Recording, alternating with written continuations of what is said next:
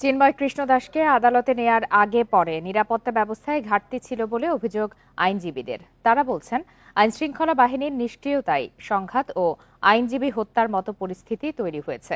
তাই সংঘাতে জড়িতদের বিচারের পাশাপাশি প্রশাসনিক কর্মকর্তাদের ভূমিকাও খতিয়ে দেখতে বলছেন তারা।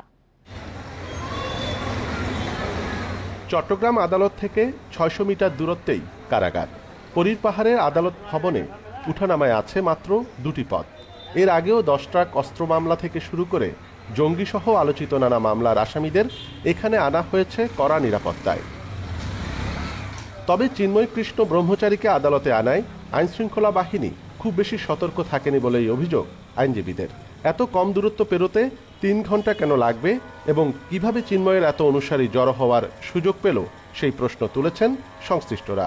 এখানে যারা ছিল বিডিআরের দায়িত্ব যারা ছিল, অন্যান্য আইন শৃঙ্খলা বাহিনী যারা ছিল, যথেষ্ট পরিমাণে ঘাটতি ছিল। ওরা যদি সকাল থেকে এটা কন্ট্রোল করতে পারতো, আজকে এই খারাপ অবস্থাটা হইতো না। প্রশাসনের যথেষ্ট দুর্বলতা আছে, প্রশাসনের মধ্যে নিষ্ক্রিয়তা আছে, প্রশাসনের মধ্যে বুধ চেপে বসে আছে।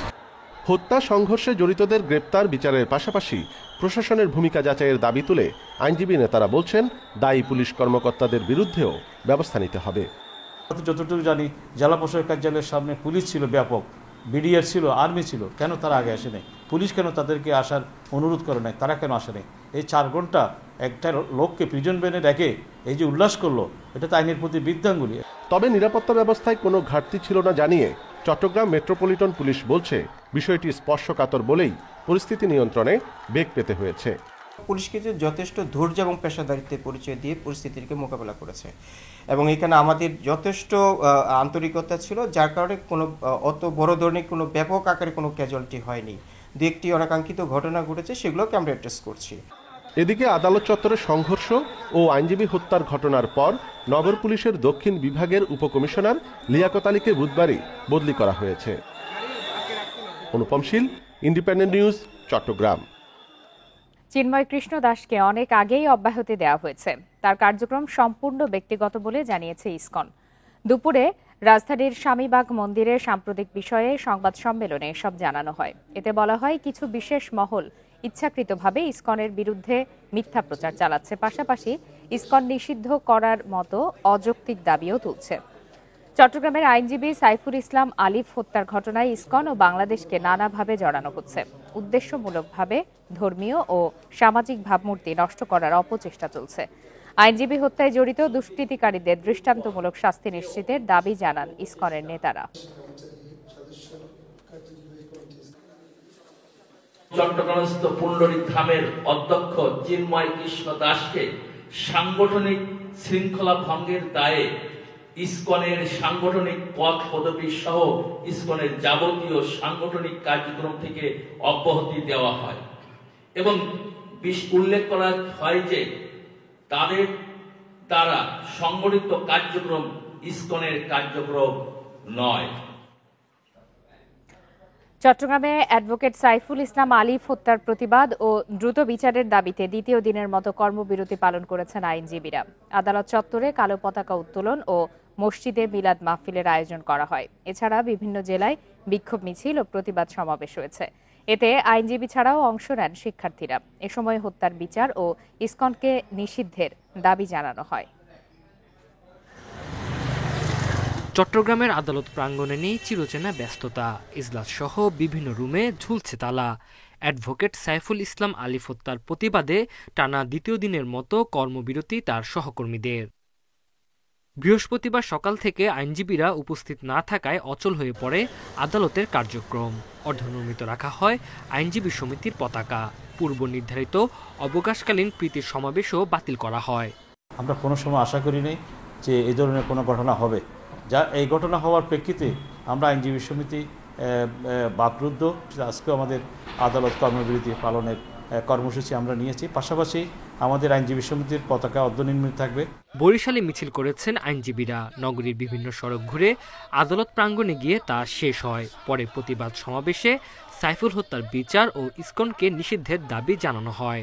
একই দাবিতে বিক্ষোভ করেছেন অমৃত লাল দে কলেজের শিক্ষার্থীরাও। কোনো আইনজীবীর রক্ত আমরা বিচার যেতে দেব না এবং সরকারের কাছে বিনয়ের সাথে অনুরোধ করব, এই আইনজীবী হত্যার সঠিক সুষ্ঠু বিচারের মাধ্যমে ন্যায় বিচার প্রতিষ্ঠা হোক। আমরা সারা বাংলাদেশের আইনজীবীরা এটা কোনোভাবে মেনে নিতে পারি না। অবিলম্বে এদেরকে বিরুদ্ধে আইনগত ব্যবস্থা নেওয়া হোক। আইনজীবী হত্যার বিচার ও সাম্প্রদায়িক সন্ত্রাসের প্রতিবাদে মানববন্ধন করেছেন জাহাঙ্গীরনগর বিশ্ববিদ্যালয়ের শিক্ষার্থীরা। দ্রুত সময়ের মধ্যে বিচার শেষ করার আহ্বান তাদের। আমরা এই জুলাই গণঅভ্যুত্থান পরবর্তী বাংলাদেশে এই সহিংসতা চাই না। যে ধর্মের হোক, যে সংগঠনের হোক, সেটা আমাদের দেখার বিষয় না। তাদের একটাই পরিচয়, তারা উগ্রপন্থী, তারা অপরাধী, তারা সন্ত্রাসী হিসেবে তাদের বিচার করা হোক। এদিকে আইনজীবী হত্যার প্রতিবাদে সুনামগঞ্জে বিক্ষোভ মিছিল ও প্রতিবাদ সমাবেশ করেছে জাতীয়তাবাদী আইনজীবী ফোরাম।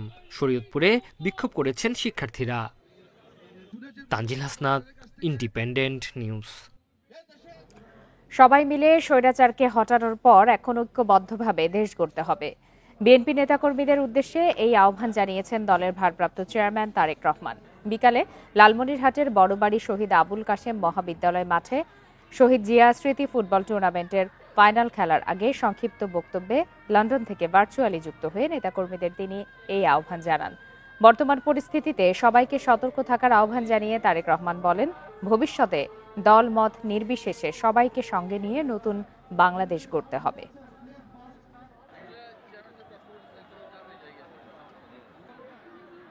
আমরা স্বৈরাচার মুক্ত করেছি দেশের মানুষ স্বৈরাচারকে বিদায় করেছে এই দেশ থেকে। এখন সামনের দিনে হচ্ছে দেশ গড়ার পালা। বাংলাদেশের সন্তান হিসেবে আমি মনে করি আমাদের শুধু মেধাবী ডাক্তার বা ইঞ্জিনিয়ার বা আর্কিটেক্ট থাকলেই চলবে না। আগামী দিনে আমাদেরকে অবশ্যই মেধাবী অর্থাৎ প্রফেশনাল খেলোয়াড় তৈরি করতে হবে। আবারও বৈষম্য বিরোধী ছাত্র আন্দোলনের আহ্বায়ক হাসনাত আব্দুল্লাহকে গাড়ি চাপা দিয়ে হত্যা চেষ্টার অভিযোগ উঠেছে। বৃহস্পতিবার পরপর দুইবার এসব ঘটনা ঘটে বলে অভিযোগ ছাত্র নেতাদের। প্রথমে রাজধানীর মাতুয়াইলে এবং পরে যাত্রাবাড়িতে তার গাড়িকে চাপা দেওয়ার চেষ্টা করা হয়। ফেসবুক পোস্টে কেন্দ্রীয় সমন্বয়ক তরিকুল ইসলাম লিখেছেন, হাসনাতকে ট্রাক দিয়ে চাপা দেওয়ার চেষ্টা করা হয়। এর আগে বুধবার সন্ধ্যা 7:30টার দিকে চট্টগ্রাম কক্সবাজার মহাসড়কে ছাত্র আন্দোলনের অন্যতম দুই সমন্বয়ক হাসনাত আব্দুল্লাহ ও সার্জিস আলমের গাড়ি বহরে একটি গাড়িতে ধাক্কা দেয় ট্রাক। এতে ওই প্রাইভেট কারটির সামনের অংশ ক্ষতিগ্রস্ত হয়। সে সময়ও হত্যা চেষ্টার অভিযোগ করে বৈষম্য বিরোধী ছাত্র আন্দোলন।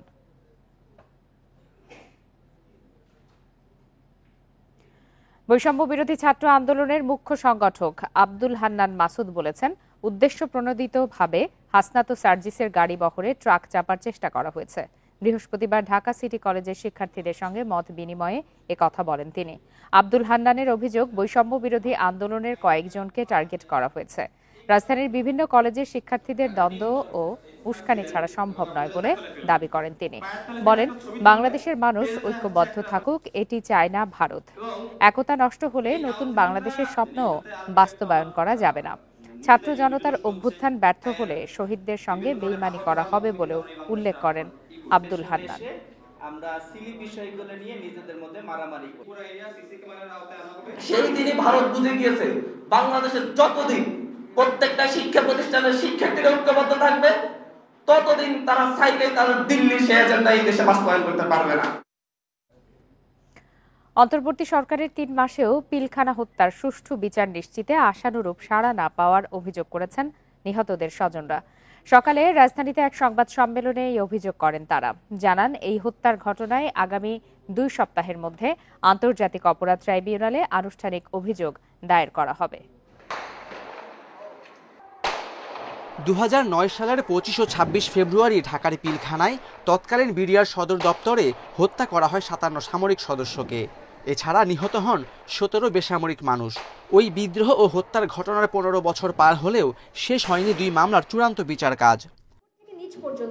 অপরাধীদের সংখ্যাটাও বৃহস্পতিবার রাজধানীর রাওয়া ক্লাবে সংবাদ সম্মেলনে এ নিয়ে নিজেদের হতাশা তুলে ধরেন নিহতের স্বজনরা। তাদের অভিযোগ, দায়িত্ব নেওয়ার পর 3 মাসেও পিলখানা হত্যাকাণ্ডের বিচার নিয়ে আশানুরূপ কোনো কাজ করেনি অন্তর্বর্তী সরকার। ইন্টারিম গভর্নমেন্ট আমাদের দিকে তাকায়ও নেই, আমাদের আর্তনাদের কথা তারা শোনার সময় নাই, আমাদের জন্য 5টা মিনিট সময় হয় নাই তাদের এত দিনের ধরে। যার কারণে এতটুকু আমরা অন্তত পক্ষে আশা করি যে আমরা যখন ট্রাইব্যুনালে কমপ্লেন করব, কমপ্লেনেন্ট যারা থাকবেন তাদেরকে অন্তত পক্ষে আপনারা কিছুটা হলেও প্রোটেকশন দিবেন। পিলখানায় নির্মম হত্যাযজ্ঞে সাবেক প্রধানমন্ত্রী শেখ হাসিনা ও প্রতিবেশী ভারত সরাসরি জড়িত বলে অভিযোগ করেন নিহতের স্বজনরা। বলেন দায়সারা তদন্ত করা হয়, ভুক্তভোগী পরিবারের সদস্যদের সাথে কোনো যোগাযোগ করা হয়নি কখনো। পরিকল্পিতভাবে হত্যা করেছে স্বৈরাচারী খুনি শেখ হাসিনা, ইন্ডিয়ার সরাসরি পরিকল্পনায়। এবছর আমরা কিন্তু অনেক আশা করেছিলাম সরকার বদলের পর, কিন্তু এবছরও আমরা কোনো ইনভিটেশন পাইনি। 57 পরিবার কেউ আমরা কিছুই পেলাম না। সংবাদ সম্মেলনে দাবি করা হয় আইনজীবী ও সাংবাদিকদের প্রভাবিত করে সত্য ঘটনা সামনে আসতে দেয়নি আওয়ামী লীগ সরকার। পরবর্তীতে বাহিনীর অনেক সদস্যকে হত্যারও অভিযোগ তাদের। আর আসলে খুব খারাপ লাগে যখন নাকি অনেকে জিজ্ঞেস করে আপনারা কি পাইছেন। 16 বছর হয়ে যাচ্ছে প্রায়, আমরা কিন্তু এই জিনিসটাকে একটা আইসোলেটেড ইনসিডেন্ট হিসেবেই ট্রিট করে যাচ্ছি। পিলখানা নিহতদের স্মরণে শহীদ সেনা দিবস সহ 6 দফা দাবি তুলে ধরা হয় সংবাদ সম্মেলনে। এটা আমাদের জন্য অনেক কষ্টের, আমরা অকালে তাদেরকে। Khaled Raihan, independent news, Dhaka. নৈরাজ্য সৃষ্টি বা হঠকারিতার দিকে যাওয়া জাতির জন্য আবারও বড় ক্ষতির কারণ হবে বলে মন্তব্য করেছেন বিএনপি মহাসচিব মির্জা ফখরুল ইসলাম আলমগীর। কিছু মানুষের কথা দেশকে নৈরাজ্যের দিকে নিয়ে যাচ্ছে বলেও মত তার। সিনিয়র সাংবাদিক মাহফুজ আনাম বলেছেন, মত প্রকাশ করতে দেয়নি বলেই শেখ হাসিনার পতন হয়েছে। বৃহস্পতিবার রাজধানীতে এক মত বিনিময় সভায় তারা এসব কথা বলেন। আক্রমণের মুখে স্বাধীন সাংবাদিকতা ও গণমাধ্যম প্রতিষ্ঠান শিরোনামে রাজনৈতিক দলের সাথে এ মতবিনিময় সভা রাজধানীর একটি হোটেলে news paper owners association of Bangladesh NOAB আয়োজিত অনুষ্ঠানে যোগ দেন বিএনপি, জামাত সহ বিভিন্ন রাজনৈতিক দলের নেতারা। শুরুর দিকে গণমাধ্যমের বর্তমান পরিস্থিতি তুলে ধরে বক্তব্য রাখেন ডেইলি স্টার সম্পাদক মাহফুজ আনাম। স্বাধীন সাংবাদিকতা এখন একটা হুমকির মুখে এবং আপনাদের সাহায্য আমাদের খুব দরকার। আমরা আপনাদের মত প্রকাশ করব, আবার আপনাদের সমালোচনাও করব, বিকজ সমালোচনা করতে দেয় নাই বলে আমি মনে করি হাসিনা সরকারের পতন হয়েছে। পরে একে একে নিজেদের মতামত তুলে ধরেন বিভিন্ন রাজনৈতিক দলের নেতারা। এই ক্রাইসিসের অনুষ্ঠানটা ইনফর্মাল করা উচিত ছিল, এটা খুব ফর্মাল করে আমরা ফ্যাসিস্ট রেজিম করলাম। এই সরকারটা দুর্বল সরকার। আপনারা যদি সত্যি প্রোটেকশন চান তাহলে আপনাদের ওই ক্যাম্পেইনটাই স্টার্ট করতে হবে এই সরকারের সাথে, যে যত তাড়াতাড়ি সম্ভব নির্বাচন দিয়ে জনগণের হাতে আপনারা ক্ষমতাটা দিয়ে দেন। আমাদের ন্যাশনাল কনসেনসাস যদি তৈরি না হয় তাহলে আমাদের এই অভ্যুত্থানের যে স্বপ্ন আকাঙ্ক্ষা সেটা ব্যর্থ হবে, গণতন্ত্র বিকশিত হবে না। এখানে আবার ফ্যাসিজম ফিরে আসলে পুরো জাতি আবার চরম অন্ধকারের দিকে নিপতিত হবে। অনুষ্ঠানে বিএনপি মহাসচিব বলেন, বিএনপি সবসময় স্বাধীন গণমাধ্যমের পক্ষে। দুর্ভাগ্য আমাদের যে আজকে কিছু মানুষ তারা জাতিকে বিভ্রান্ত করার চেষ্টা করছেন। আপনার কিছু কথা বলা হচ্ছে যে কথাগুলো আমার কাছে মনে হয় যে পুরোপুরি নৈরাজ্যের দিকে নিয়ে যাচ্ছে, এনার্কির দিকে নিয়ে যাচ্ছে। এটা আমাদের সকলের ঐক্যবদ্ধ হয়ে আপনার এটাকে বন্ধ করা দরকার। সংবাদ প্রকাশের ক্ষেত্রে গণমাধ্যম ছোট দলগুলোর প্রতি বৈষম্যমূলক আচরণ করে বলেও দাবি বিভিন্ন দলের নেতাদের।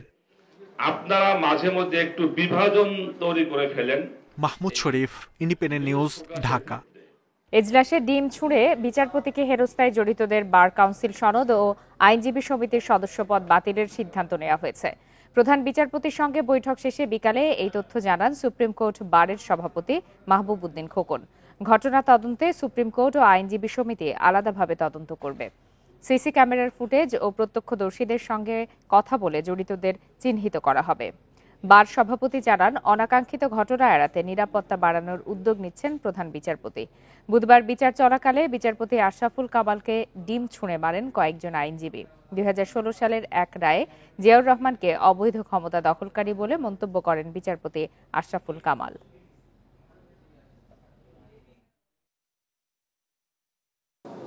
অবশ্যই এটা কঠিনভাবে দেখা হবে, তাদের বিরুদ্ধে ব্যবস্থা গ্রহণ করবে, এটা আমরা সবাই একমত। তারা ছিলাম সবাই একমত হয়েছে প্রধান বিচারপতির সঙ্গে। এই জন্য আমরা একটা তদন্ত কমিটি করব। অর্থনৈতিক স্বস্তি ও নিরাপত্তা দেয়া না গেলে অন্তর্বর্তী সরকারের সংস্কার সফল হবে না। পাশাপাশি দুর্নীতির সম্পদ জনগণকে ফেরত দেয়া না গেলে বিপ্লবের সুফল মিলবে না, এমন মন্তব্য করেছেন অর্থনীতিবিদ ডক্টর দেবপ্রিয় ভট্টাচার্য। বৃহস্পতিবার রাজধানীতে অর্থনীতি নিয়ে এক সংলাপে বক্তারা বলেন, রিজার্ভ না বাড়লে মূল্যস্ফীতি নিয়ন্ত্রণ কঠিন হবে। অন্তর্বর্তী সরকার দায়িত্ব নেয়ার পর থেকে ব্যাংক ঋণ জালিয়াতি ও পাচার বন্ধে ব্যবস্থা, মূল্যস্ফীতি নিয়ন্ত্রণে পলিসি রেট বাড়ানো সহ অর্থনীতিতে স্বস্তি ফেরাতে নানা উদ্যোগ নেওয়া হয়, কিন্তু তাতে স্বস্তি ফেরেনি। বেসরকারি গবেষণা প্রতিষ্ঠান র্যাপিডের এক প্রতিবেদন প্রকাশ করে এর চেয়ারম্যান বলেন, আগামী 6 মাসের মধ্যে রিজার্ভ না বাড়লে মূল্যস্ফীতি নিয়ন্ত্রণ কঠিন হবে। রিজার্ভ যখন আগেই কমতেছিল তখনই তাদের উচিত ছিল যে ইনফ্লেশনটাকে কন্ট্রোল করার জন্য যথাযথ শক্তি করা। ওনারা সেটা করে না, তখন সুদের হার বাড়ান নাই, বরং রিজার্ভ থেকে কারেন্সি ওপেন মার্কেটে বিক্রি করা হয়েছে বিনিময় হার ঠিক রাখার জন্য। এতদিন জনগণের অর্থ যারা লুট করেছে তাদের সম্পত্তি বাজেয়াপ্ত করা সহ নানা পদক্ষেপের কথা শোনা গেলেও দৃশ্যমান অগ্রগতি নেই জানিয়ে হতাশা প্রকাশ করেন সিপিডির সম্মাননীয় ফেলো ও শ্বেতপত্র প্রণয়ন কমিটির প্রধান ডক্টর দেবপ্রিয় ভট্টাচার্য। এই যে দুর্নীতি, লুণ্ঠনের মাধ্যমে সম্পদ হলো, এগুলি বাজেয়াপ্ত হলো না কেন? যে সমস্ত ঋণ ছিল সেগুলিকে সমন্বয় করার জন্য দ্রুততর আইনি পদক্ষেপের মাধ্যমে যে সমস্ত জামানতগুলো ছিল সেগুলি কেন অধিগ্রহণ এখন পর্যন্ত আমরা করতে দেখছি না। তিনি বলেন, ব্যাংক খাতে সংস্কার সহ নানা পদক্ষেপ নিলেও গত কয়েক মাসের কাজের মূল্যায়নের পাশাপাশি আগামী 6 মাসের কর্মপরিকল্পনা হাতে নিতে হবে। যে ধৈর্যটুকু মানুষের দরকার সেই ধৈর্যতে এখন ঘাটতি আছে, এটা একটা হতে পারে। আরেকটা হতে পারে যে যখন অর্থনৈতিক পরিকল্পনা, যখন কোনো কিছু পদক্ষেপ নেওয়া হয় তখন তার ফলাফল সম্বন্ধে যাদের জন্য এটা করা হচ্ছে তাদের আস্থা আছে কিনা যে এইটা সেই জায়গাতে যে পৌঁছাবে। ডক্টর দেবপ্রিয় জানান, পতিত স্বৈরাচার সরকারের লুটপাট ও দুর্নীতির শ্বেতপত্র তৈরি হয়েছে। প্রধান উপদেষ্টার কাছে 1 ডিসেম্বর তা জমা দেওয়া হবে। তৌহিদ রানা, ইন্ডিপেন্ডেন্ট নিউজ, ঢাকা। নতুন করে 22,500 কোটি টাকা ছাপিয়ে দুর্বল 6টি ব্যাংককে দেওয়া হয়েছে। রবিবার থেকে এসব ব্যাংকগুলোতে টাকা পেতে শুরু করবেন গ্রাহকরা। দুপুরে সাংবাদিকদের জানিয়েছেন বাংলাদেশ ব্যাংকের গভর্নর আহসান এইচ মনসুর। তবে প্রয়োজন ছাড়া অতিরিক্ত টাকা না তোলার অনুরোধ করেন তিনি। গভর্নর বলেন, ব্যাংক খাতে অস্থিরতা দূর করতে চাই কেন্দ্রীয় ব্যাংক। ব্যাংকগুলোকে তারল্য সহায়তা দেয়া হবে। গ্রাহকদের আমানত নিয়ে চিন্তার কিছু নেই, এ নিয়ে মাথা ব্যথা বাংলাদেশ ব্যাংকের। এ সময় গভর্নর আরও বলেন, ব্যাংকিং খাতের অবস্থা খারাপ হচ্ছে না, বরং আগে থেকেই খারাপ ছিল। এখন সে অবস্থার উন্নতি করার চেষ্টা করা হচ্ছে।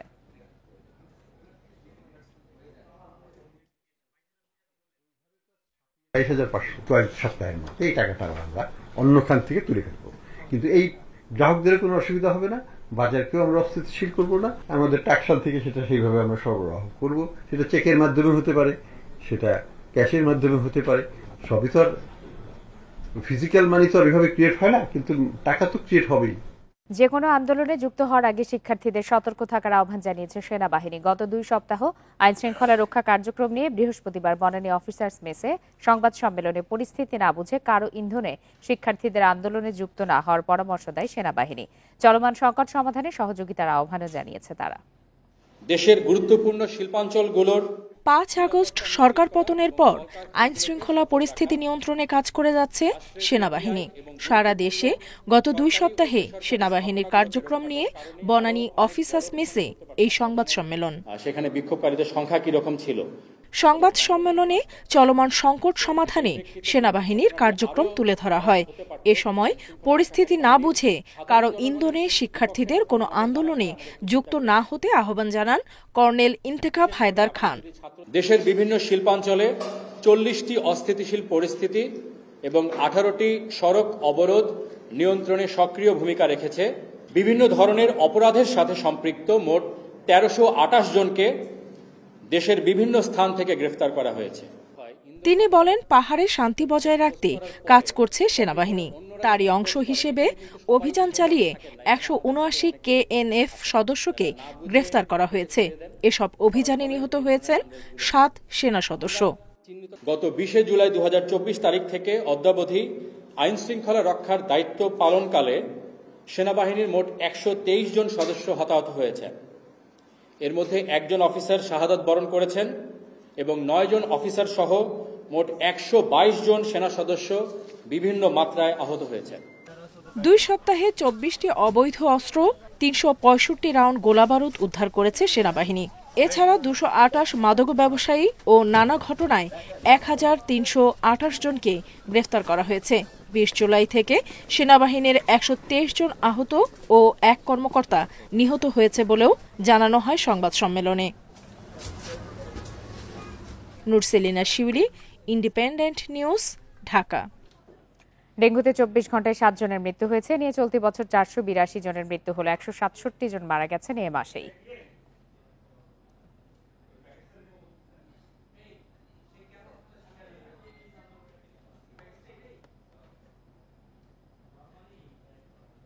শেষ করছি আজকের সংবাদ সন্ধ্যা। ধন্যবাদ সবাইকে।